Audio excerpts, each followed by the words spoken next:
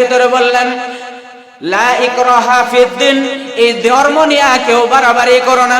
তাফসীরে ইবনে কাসিরের ভিতরে আল্লামা ইবনে কাসির রাহমাতুল্লাহি আলাইহি বলেন, বিশ্ব নবীজির জামানায় এমন একটা সময় ছিল মহিলারা মানত করত, যাদের দীর্ঘদিন পর্যন্ত সন্তানাদি হয় না, তারা মানত করত যে আল্লাহ যদি আমাদেরকে একটা সন্তান দিতেন তাইলে এই সন্তানকে ইহুদি বানায়া ইহুদিদের দলে যোগ দিয়া দিতাম। জোরে বলেন নাউজুবিল্লাহ।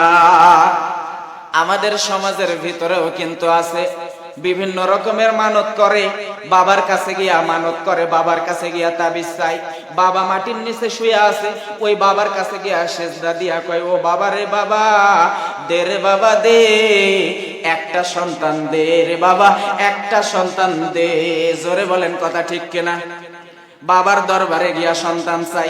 আরে বেকুব, সন্তান চাইবেও না, জীবিত থাকলে চাইলি না কেন?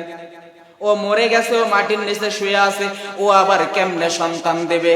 আমার সমাজের ভিতরে বহু মানুষ আছে, বাড়ির পাশের মানুষ, গরিব মানুষ, না খেয়ে মারা যায়, ওর দিকে ভুলেও তাকায় না, কিন্তু আবার দেখা যায় মহাস্থান করে মানত করে গোটা খাসি জবাই করে খাওয়ায়।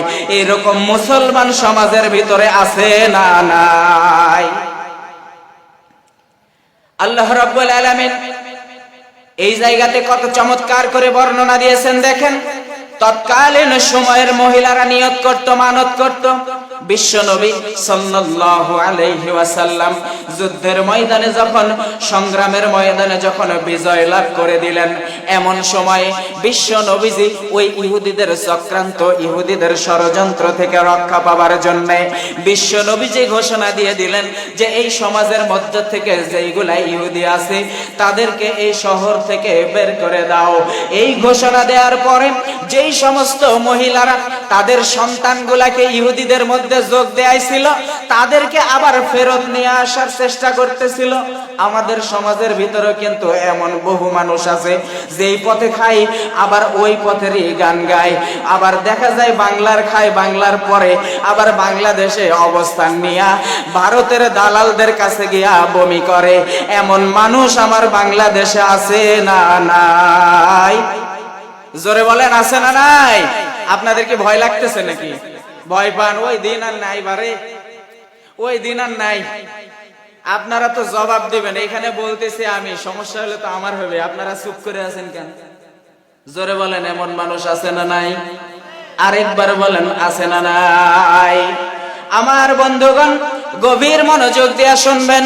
বিশ্বনবী সাল্লাল্লাহু আলাইহি ওয়াসাল্লাম সাহাবীদেরকে ডাক দিয়া বললেন, ও সাহাবীরা, তোমরা শুনে নাও, যারা ইসলামের পথে, ইসলামের ছায়াতলে, ইসলামের শান্তিময় ছায়ার নিচে যারা অবস্থান নিয়েছো, খবরদার, যেই সমস্ত ব্যক্তিরা ইহুদিদের দলে যোগ দিয়ে দিছে তাদেরকে আর ইসলাম ধর্মে আনার জন্য জোর করো না, কারণ হক প্রকাশ হয়ে গেছে, সত্য প্রকাশ হয়ে গেছে।